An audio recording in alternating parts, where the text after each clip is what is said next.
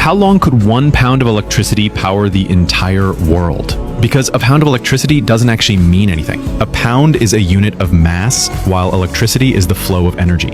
The two are totally unrelated. But for the sake of the puzzle, let's assume the question means 1 pound of pure electrons. A single electron has a mass of about 9.1 times 10 to minus 3 kilograms, so 1 pound of them would be a colossal number, about 5.5 times 10 times stable 3 electrons. So how much power is that? The answer is still 0. A pile of stationary electrons is useless, just like a million gallons of water sitting at sea level is useless.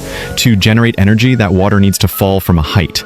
That height difference creates pressure and flow. For electrons, the same principle applies. You need a potential difference, which we call voltage, to create the pressure that makes them move. That directional movement of electrons is what we call an electric current.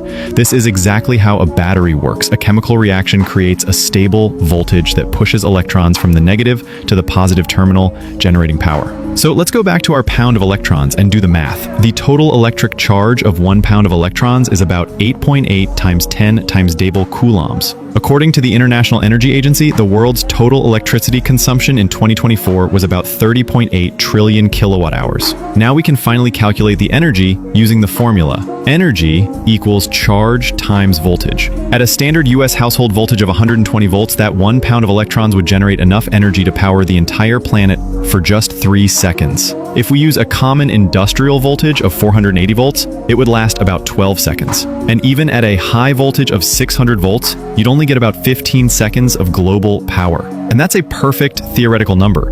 In the real world, with energy loss during transmission and grid limitations, the actual time would be even shorter.